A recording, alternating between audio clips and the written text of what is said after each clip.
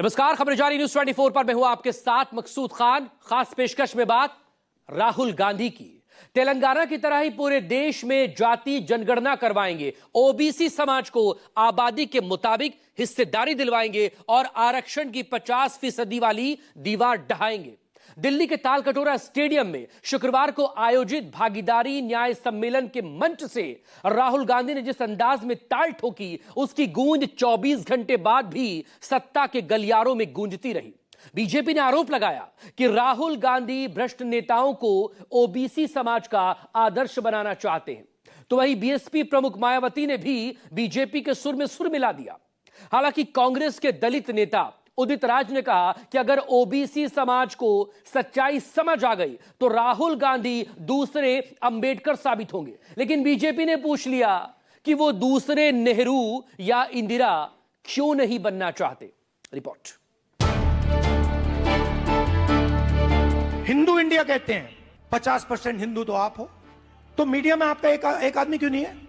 Corporate India में आपका एक आदमी क्यों नहीं है? World leader, most trusted, global approval rating जब आती है, नंबर 1 कोई अगर होता है तो वो आदरणीय प्रधानमंत्री श्री नरेंद्र मोदी जी होते हैं। मिठाई बांटी जा रही थी, हलवा बांटा जा रहा था, 90% आप लोग हो, 50-55% ओबीसी, 15% दलित, 9% आदिवासी, कोई नहीं वहां पे। राहुल गांधी जी की बात को अगर ओबीसी समझ गया, चल पड़ा, तो राहुल गांधी उनके लिए सेकंड अम्बेडकर सिद्ध होंगे। राहुल गांधी की तुलना बाबा साहब अम्बेडकर से करना बहुत गलत बात है। शायद उदित राज जी को इतिहास पता नहीं। जाति जनगणना कराने और आरक्षण की 50% वाली दीवार ढहाने की जिद पर अड़े राहुल गांधी ने दिल्ली के तालकटोरा स्टेडियम से खुद के भूल को कबूल किया। कांग्रेस पार्टी के भूल को कबूल किया, भारी सभा में यह स्वीकार करने का साहस दिखाया कि वो ओबीसी समाज की रक्षा उस तरह से नहीं कर सके जैसा करना चाहिए था। राहुल ने यह भी कबूल किया कि अगर उन्हें ओबीसी समाज की पीड़ा की सही समझ होती तो साल 2004 यानी यूपीए सरकार के पहले कार्यकाल में ही जाति जनगणना करा देते। जो हमने तेलंगाना में किया है, आपको वो पॉलिटिकल अर्थक्वेक है, वो हिंदुस्तान की राजनीतिक जमीन को उसने हिला दिया है। अभी आपको उसका जो आफ्टर शॉक है वो अभी आपको लगा नहीं है, मगर वो काम हो गया है। पार्टी की गलती कबूली, खुद की गलती कबूली। संबोधन की शुरुआत में ही राहुल गांधी ने स्वीकार किया कि वो ओबीसी की रक्षा करने में चूक गए, लेकिन ये गलती क्यों हुई, राहुल ने इसकी वजह भी विस्तार से बताया। जो ओबीसी वर्ग है उसका जिस प्रकार से मुझे प्रोटेक्शन करना था, मैंने नहीं किया।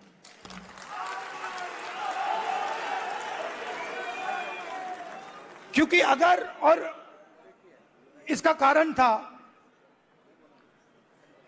आपकी जो इश्यूज थी उस समय मुझे गहराई से नहीं समझ आई। मैं स्टेज से कह देता हूं कि 10 साल पहले, 15 साल पहले जो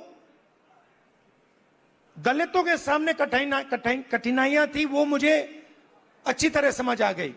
वो शायद वो ज्यादा आसान है समझना। ओबीसी की जो इश्यूज हैं, जो मुश्किलें हैं, वो छुपी रहती हैं, आसानी से नहीं दिखती हैं। आपके इश्यूज के बारे में थोड़ा सा भी ज्यादा मालूम होता, मैं तभी जाति जनगणना करा देता। वो निकल गया, और मैं स्टेज से कह रहा हूं वो गलती है मेरी, और कांग्रेस पार्टी की गलती नहीं है, मेरी गलती है, और इस गलती को मैं ठीक करने जा रहा हूं। और एक प्रकार से अच्छा हुआ है। मैं सोच रहा था कि ठीक है भाई, गलती हो गई, तो अच्छा क्या है मैं आपको बताऊं कि अगर उस समय जाति जनगणना करवा दिया होता तो जैसा मैं अब जाति जनगणना कराऊंगा वैसा नहीं होता। बाबा साहेब अम्बेडकर के संविधान को न्याय का विधान बताने वाले राहुल गांधी ने दिल्ली के तालकटोरा स्टेडियम में आयोजित भागीदारी न्याय सम्मेलन के मंच से दावा किया कि तेलंगाना में कांग्रेस की रेवंत रेड्डी सरकार ने जो जाति जनगणना की है उसने देश के सियासत में भूचाल ला दिया। क्योंकि जो हमने तेलंगाना में किया है, आपको वो पॉलिटिकल अर्थक्वेक है, वो हिंदुस्तान की राजनीतिक जमीन को उसने हिला दिया है। तेलंगाना में हुई जाति जनगणना का ओबीसी समाज के उत्थान की मिसाल बताते हुए कांग्रेस के दलित नेता उदित राज ने राहुल गांधी में दूसरा अंबेडकर देख लिया। लेकिन बाबा साहेब अंबेडकर से राहुल गांधी की तुलना बीजेपी को बुरी तरह चुभ गई।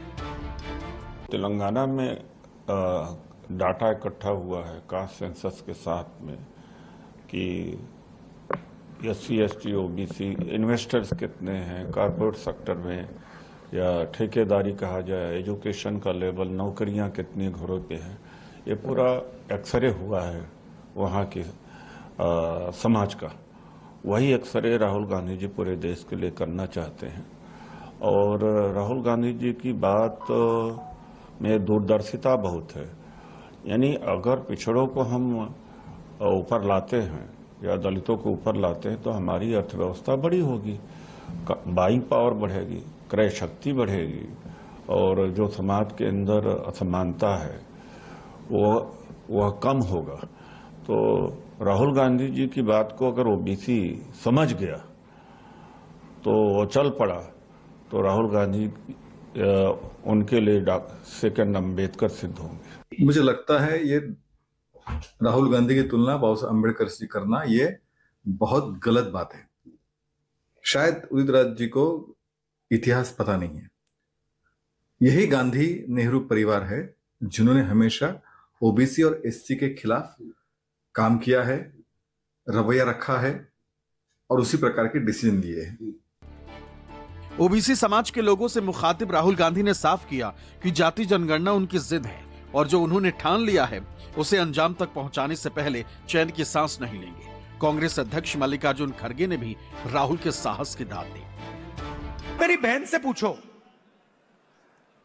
से पूछो, कभी मिलोगे तो पूछना कि अगर कभी राहुल ने किसी चीज के बारे में मन बना लिया तो उस बात को वो छोड़ेगा या नहीं छोड़ेगा, वो पूछ लो उससे। मैं नहीं छोड़ने वाला। और मैं सिर्फ जाति जनगणना की बात नहीं कर रहा हूं। देखो, आप ये मत सोचो कि मैं जाति जनगणना की बात कर रहा हूं। जाति जनगणना तो पहला कदम है। मैं जो आप की जो बघेल जी ने उत्पादक शक्ति की बात की,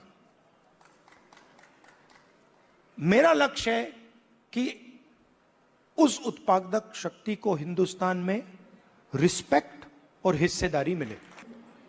ओबीसी की जातीय जनगणना होनी चाहिए,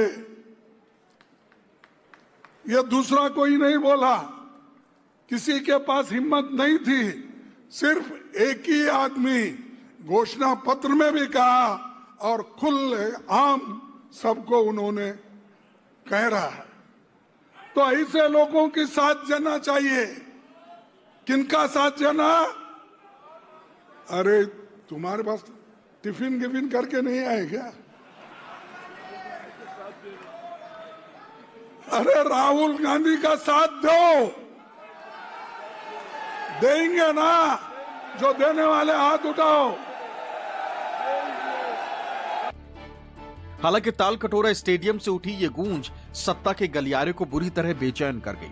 बीजेपी ने मंच पर मौजूद पिछड़ा समाज से आने वाले कर्नाटक के मुख्यमंत्री सिद्धारमैया और छत्तीसगढ़ के पूर्व मुख्यमंत्री भूपेश बघेल को भ्रष्टाचारी बताकर राहुल को निशाना बनाया। लेकिन बीजेपी की सहयोगी हिंदुस्तानी अवाम मोर्चा के संस्थापक और केंद्र सरकार के मंत्री जीतन राम मांझी ने राहुल के रास्ते को इंसाफ दिलाने की उम्मीदों वाला रास्ता बता दिया। कल सबसे भ्रष्ट कांग्रेस पार्टी ने तालकटोरा स्टेडियम में ओबीसी समाज को लेकर एक सम्मेलन किया था।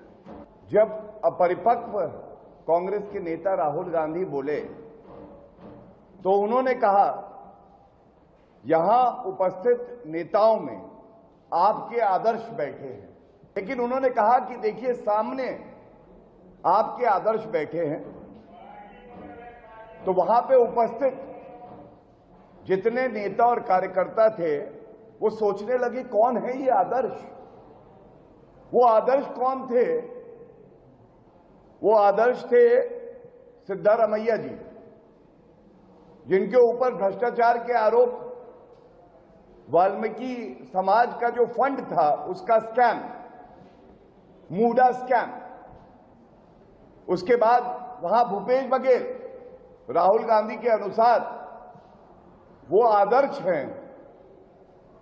भूपेश बघेल जी के ऊपर और उनके पुत्र के ऊपर कई स्कैम्स के आरोप हैं। जैसे लग रहा था अपना उत्तराधिकारी, आदर्श उत्तराधिकारी एक भ्रष्टाचारी नेता ढूंढ रहा है, और इसीलिए ये बात केवल नकली गांधी परिवार और अपरिपक्व नेता राहुल गांधी कह सकते हैं कि जिनके ऊपर भ्रष्टाचार के गंभीर मामले चल रहे हैं, ये लोग आपके आदर्श हैं।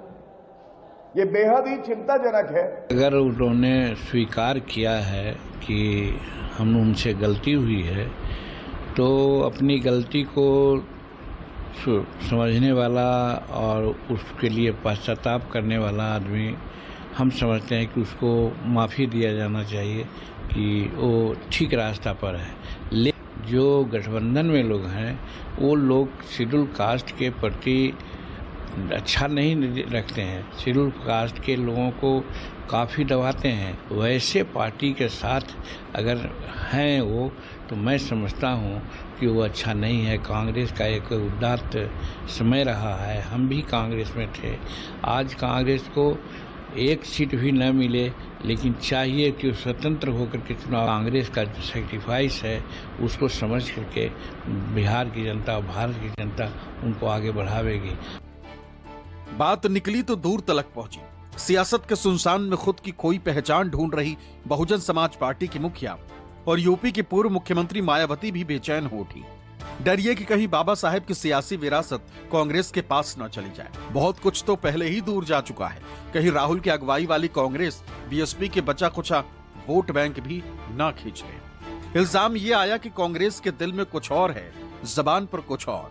सवाल ये कि कांग्रेस ने अपने शासनकाल में बाबा साहेब को भारत रत्न क्यों नहीं दिया।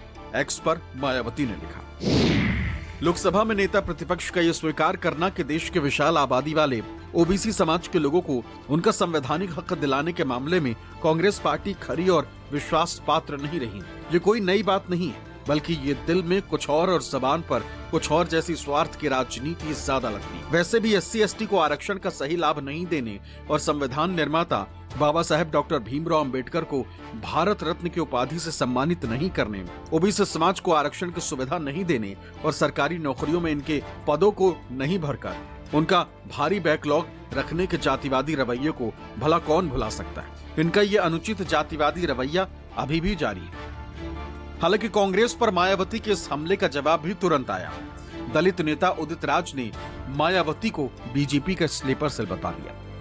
राहुल जी ने खुद ही कहा, मायावती जी को चिंता अपनी पार्टी को नहीं है, अपनी पार्टी की चिंता नहीं है, अपने वोटर की चिंता नहीं है। बीजेपी कमजोर हो इसके लिए वो बहुत परेशान हो जाती हैं।